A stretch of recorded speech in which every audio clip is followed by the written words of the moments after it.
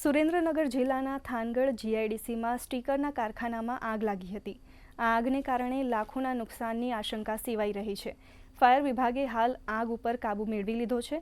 પ્લાસ્ટિકના કારણે અન્ય જગ્યાએ આગ ફેલાય નહીં તેની કાળજી રાખી ભારે જહેમત બાદ આગ પર કાબૂ મેળવાયો હતો। પરિસ્થિતિની ગંભીરતાને જોતા તાત્કાલિક ચોટીલાથી ફાયર બ્રિગેડની ટીમને મદદ માટે બોલાવવામાં આવી હતી। આગની તીવ્રતા જોઈને કારખાનામાં કામ કરતા મજૂરો અને આસપાસના કારખાનેદારોમાં ભયનો માહોલ સર્જાયો હતો। સદનસીબે આ ઘટનામાં કોઈ જાનહાનિના સમાચાર નથી।